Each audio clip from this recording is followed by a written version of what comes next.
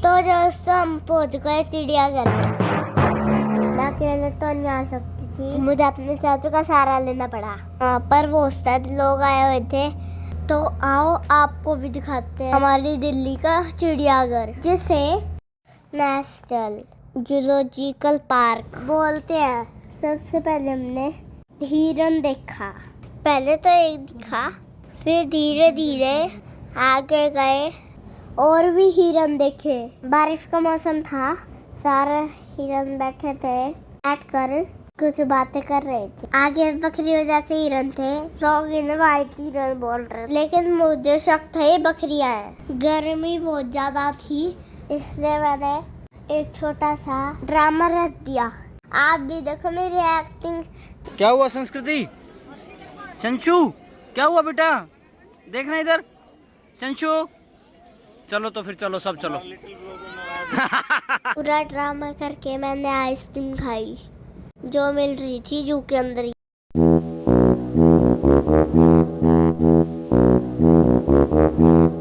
आगे जाते ही हमें दिखी जुराबे पहनी हुई भैंस। इन दोनों भैंसों के दो बच्चे थे, दो बहुत क्यूट थे।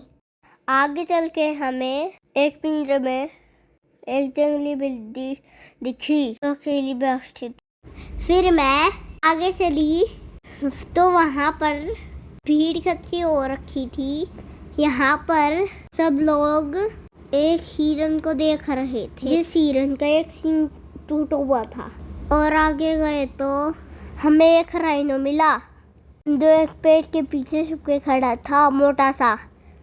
हमें लग रहा था ये हिप्पोडाइल है, पर ये हिप्पोडाइल नहीं था। मुझे लगा ये हमसे शर्मा रहा है, इसलिए पेड़ के पीछे छुप के खड़ा था।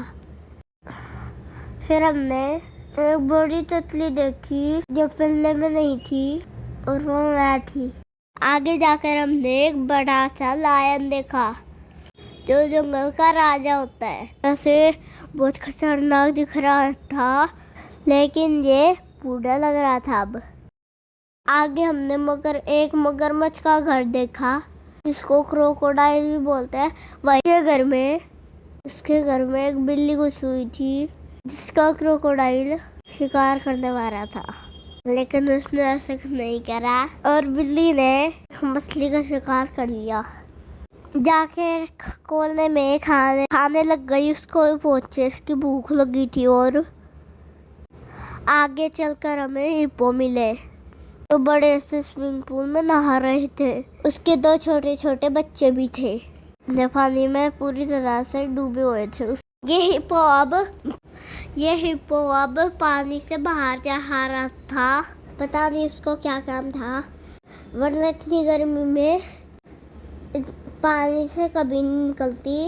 इस हिप्पो को देख के दूसरा हिप्पो भी बाहर निकल गया।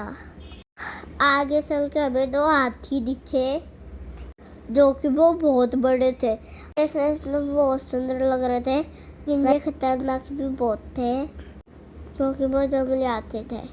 यहाँ पे हाथियों को देखने के लिए आना पड़ता। बहुत सी भीड़ लगी हुई थी जो लाइन में खड़े होकर देख रहे थे।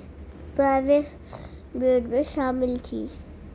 और इन हाथियों में एक हाथी बदमाशी कर रहा था। थोड़ा आगे गए तो हमें एक व्हाइट टाइगर दिखा, बंगाल टाइगर भी बोलते हैं। यह बंगाल टाइगर सोया हुआ था, गर्मी बहुत ज्यादा थी इस पिंजरे में। दोस्तों और आगे आते ही हमें कुछ मोटा सा दिखा, उसका नाम ऑस्ट्रिच था, पर हमें समझ नहीं आया इतना मोटा क्या है। जब पास जाके देखा तो पता चला ये ऑस्ट्रिच ही है। तो लोग हिंदी भाषा में शुतुरमुर्ग कहते हैं। वैसे तो इसके मोटे मोटे वाइट अंडे होते हैं, बड़े बड़े। थोड़ा और आगे चले तो जंगल का दूसरा राजा दिखा, इसे लोग टाइगर कहते हैं। ये टाइगर वो दूर से देख रहे थे, साथ दिख रहा था, तो अच्छा लग रहा था ये टाइगर। फिर ये अपने घर के अंदर चला गया। हाँ, आगे चल के हमने देखा एक मोटा सा पैंथर देखा। वो पिंजरे में अकेला बैठा था। पिंजरे के बाहर मैं बैठी थी, वो चीते। हम दोनों आमने सामने बैठे थे। हमारे बीच में बस कोई का जाली था जिससे वो बाहर ना आ पाए और मैं अंदर ना जा पाऊँ, जिससे हम सबकी, पूरी दुनिया की और हमारी जान बची रही।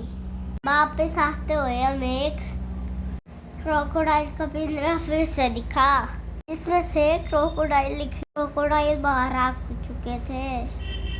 हवा में अपना मुंह खोले पड़े थे। ऐसा लग रहा था जैसे वो लकड़ी के हो। मुझे तो इन पे शक हुआ कहीं चिड़ियाघर वालों ने लकड़ी के बना के ऐसे कुछ कर दिया हो। फिर दोस्तों, मैं अपने घर वालों के साथ आहार की तरफ चल पड़ी। शाम हो चुकी थी और चिड़ियाघर बंद होने का समय हो गया था। तो कैसा लगा मेरा ये अच्छा ब्लॉग? अगर आपको ये ब्लॉग अच्छा लगा हो तो इस चैनल को लाइक और सब्सक्राइब दोनों करना। मैं आपके लिए बहुत सारी वीडियोस बना के भेजूंगी। Thank you guys. तो चलो